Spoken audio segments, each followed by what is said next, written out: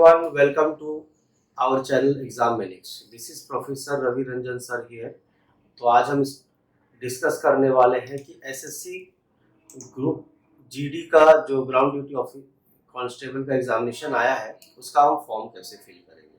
तो सबसे पहले हमें क्या करना होगा, गूगल में सर्च करना होगा ssc.nic.in। जब आप nic.in पे क्लिक करेंगे ssc.nic.in में तो आपको ये फॉर्म ओपन होकर के आएगा। ठीक है, तो आप लोगों को यहाँ पर यूज़र नेम डालना होगा। इससे पहले आपने एसएससी का रजिस्ट्रेशन किया होगा तो जो भी यूज़र नेम आया होगा आपकी ईमेल आईडी पे वो वाला आप यहाँ से कॉपी कर लेंगे। ठीक है, कॉपी करने के बाद आपको यहाँ पर यूज़र नेम एसएससी की तरफ से जो मेल पाया है आपको वो पुट करना है और आपने जो पासवर्ड डिसाइड किया था वो पुट कर देना। तो मैं यहाँ पे पासवर्ड पुट कर देता हूँ।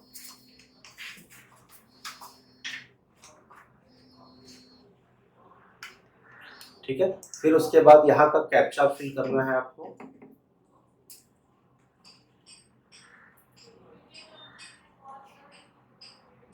ठीक है, फिर आपको लॉगिन कर लेना है। तो जैसे ही आप लॉगिन करेंगे यहाँ पर देखा जा रहा है कि ऑलरेडी लॉगिन, तो मैं ऑलरेडी पहले से लॉगिन कर चुका था इस साइट पे।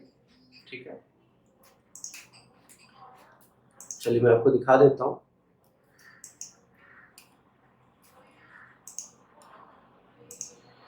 तो एक बार अगर मैंने लॉगिन कर दिया तो मैं वापस से लॉग आउट करके फिर से मैं लॉगिन कर देता हूँ। ठीक है, चलिए तो पासवर्ड डाल देंगे हम लोग।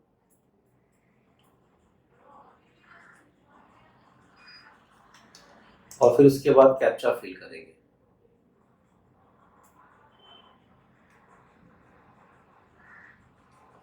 ठीक है, और लॉगिन पे क्लिक करेंगे।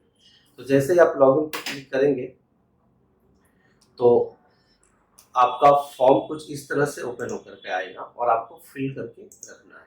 ठीक है, तो ये वही रजिस्ट्रेशन नंबर आपको फिल करना है जो आपको एसएससी की तरफ से मिला था। तो मैं एक बार आपको दिखा देता हूँ कि फॉर्म फिल करने के टाइम पे जैसे आप लॉगिन करेंगे तो पेज आपका ओपन हो जाएगा। पेज ओपन होने के बाद आप आगे का फॉर्म किस तरह से फिल करेंगे वो पेज इस तरह से दिखकर आ रहा होगा।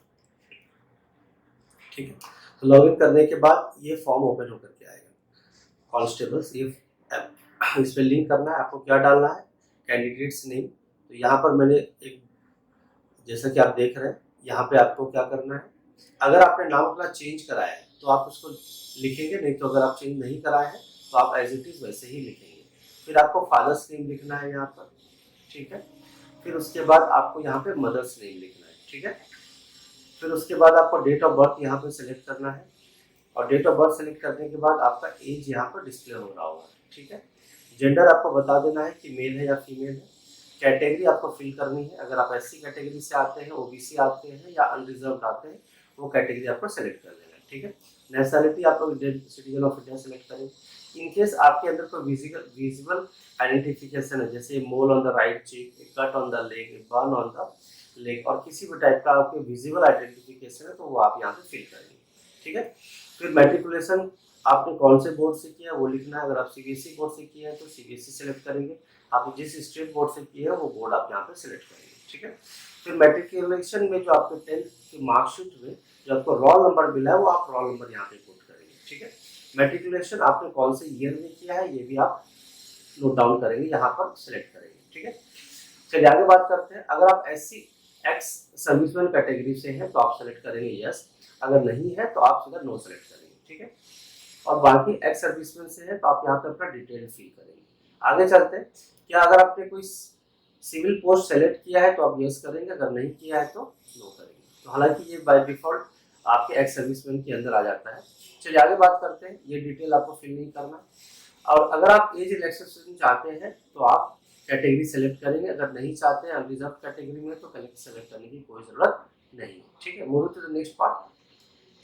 आगे चलते हैं हम लोग। अगर आपने एनसीसी किया हुआ है तो आप एनसीसी का डिटेल्स यहाँ पे फिल करेंगे और जिस भी टाइप का आपने सर्टिफिकेशन लिया है, एनसीसी बी सर्टिफिकेट है या जो भी सर्टिफिकेशन आपने लिया है वो आप यहाँ पर फिल करेंगे। ठीक है, चलिए अब आपको एग्जाम सेंटर सेलेक्ट करना है। जिस भी स्टेट में आप रहते हैं, जिस भी जगह से आप एग्जाम सेंटर सेलेक्ट करना चाहते हैं वो डिस्प्ले होगा ड्रॉप डाउन में और आपको 3 एग्जाम सेंटर सेलेक्ट करना है। चलिए आगे बात करते हैं।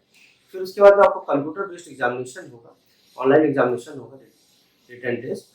तो आपको उसका लैंग्वेज सेलेक्ट करना है। अगर आप इंग्लिश में चाहते हैं तो इंग्लिश में सेलेक्ट करेंगे और दूसरे लैंग्वेज में चाहते हैं तो दूसरे लैंग्वेज में सेलेक्ट कर लेंगे। ठीक है, कंप्यूटर बेस्ड तो ये वेरिफिकेशन है, दोबारा आप कंफर्म कर रहे हैं कि आप इंग्लिश में सेलेक्ट कर रहे हैं। आगे बढ़ते हैं, जिस भी स्टेट से आप बिलोंग करते हैं, अगर आप महाराष्ट्र से बिलोंग करते हैं तो आप महाराष्ट्र सेलेक्ट करेंगे। अगर आप दिल्ली से सेलेक्ट, अगर दिल्ली से हैं या फिर आंध्र प्रदेश से हैं या जिस भी स्टेट से हैं आप, वो स्टेट को सिलेक्ट करेंगे। डोमिसाइल का मतलब होता है कि आपका जन्म कहाँ पे हुआ था, जिस जगह पे आपका जन्म हुआ था उसी को हम डोमिसाइल बोलते हैं। ठीक है, ये वेरिफिकेशन एक बार और कर देंगे आप लोग। डिस्ट्रिक्ट ऑफ डोमिसाइल, तो जिस स्टेट में आपका जन्म हुआ है, जहां पर ज्यादा रहे हैं और जिस डिस्ट्रिक्ट से आप आते हैं वो सिलेक्ट करेंगे। दो बार आपको सिलेक्ट करना पड़ेगा ताकि कोई मिस्टेक ना हो, तो ये वेरिफिकेशन के लिए होता है।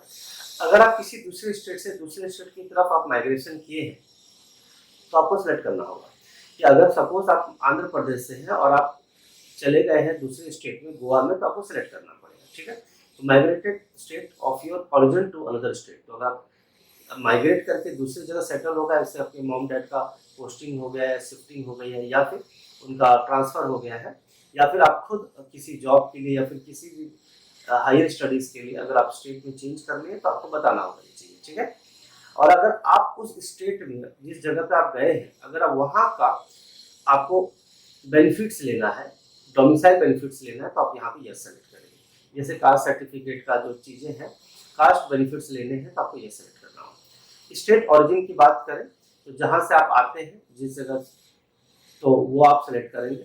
उसका जगह भी आपको सिलेक्ट करना होगा। नॉर्थ गोवा है जैसे मैंने सेलेक्ट किया हुआ है यहाँ पे, या फिर ये नोटिफिकेशन में ही दिया हुआ था। चलिए, अगर आप नक्सल अफेक्टेड है तो आप यस सेलेक्ट करेंगे, अगर नक्सल अफेक्टेड नहीं है तो आप नो सेलेक्ट करेंगे। ठीक है, अगर आप बॉर्डर डिस्ट्रिक्ट के एरिया से आते हैं तो आप यस सेलेक्ट करेंगे, अगर नहीं तो नो सेलेक्ट करेंगे। ठीक है, उसके बाद प्रीफरेंस आपको सेलेक्ट करना होगा कि कौन सा प्रीफरेंस, जैसे अलग अलग पोस्ट है तो अलग अलग पोस्ट के प्रीफरेंस सेलेक्ट करनी होगी। ठीक है, जैसे कि फर्स्ट, अगर आपको फर्स्ट पोस्ट का प्रीफरेंस ए रखना है, बी रखना है, सी रखना है, फिर ई रखा है, फिर एफ रखा है, फिर एच रखा है, डी रखा है, तो अलग अलग पोस्ट है, आपको पता है SSC GD के अंदर, तो उस तरह से सिलेक्ट करेंगे। अगर आपको लगता है वापस से क्रॉस चेक करना है तो आप दोबारा वेरीफाई करने के लिए लिख सकते हैं। ठीक है, अगर आपको लगता है कुछ गलतियां हो गई पोस्ट सेलेक्ट करने में तो आप रिसेट करके वापस से पोस्ट सेलेक्ट कर सकते हैं। ठीक है, चलिए आगे बात करते हैं। हाईएस्ट एजुकेशन, अगर आप जो भी आप हाईएस्ट एजुकेशन की है वो आप सेलेक्ट कर लेंगे, कोर्स नीचे ड्रॉप डाउन में दिख रहा होगा आपको। आगे चलते हैं डिटेल्स ऑफ एजुकेशन क्वालिफिकेशन, तो आप 10th स्टैंडर्ड सेलेक्ट करें क्योंकि 10th बेसिस का एग्जामिनेशन है, तो 10th स्टैंडर्ड आप सेलेक्ट कर सकते हैं।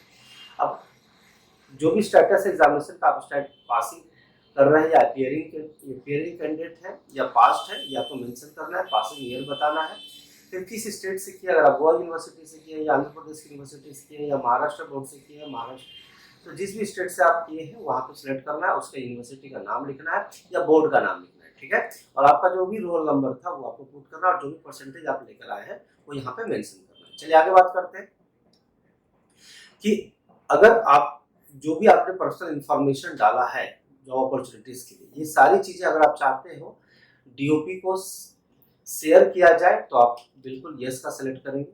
ठीक है, कॉरेस्पॉन्डेंस एड्रेस आपको पूरा मेंशन करना पड़ेगा कि किस जगह पे आपका ऑफर, ज्वाइनिंग लेटर्स वगैरह जो कुछ भी चीजें आएंगी वो एड्रेस आपको सेलेक्ट करना, पूरा डिटेल में लिखिएगा including your each and every details. ठीक है, so next, moving to the next part is state. You have to select Delhi as your Delhi.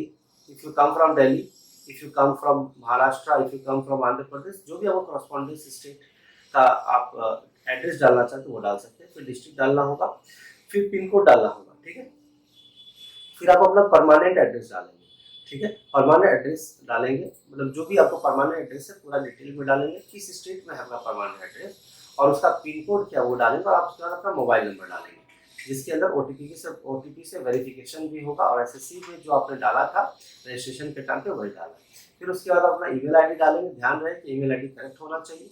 ठीक है, दोबारा वेरिफिकेशन के लिए आप अपना क्रॉस चेक ईमेल ID पे जाकर चेक कर सकते हैं कि आपका रजिस्ट्रेशन सक्सेसफुल हुआ है या नहीं हुआ। ठीक है, फिर आप अपना फोटोग्राफ को क्या करेंगे, अपलोड करेंगे। फोटोग्राफ को अपलोड करने का जो कंडीशंस है वो ये है कि आपका फोटोग्राफ का साइज 20 KB से 50 KB होना चाहिए और इमेज 3.5 बाय 4.5 का हाइट होना चाहिए।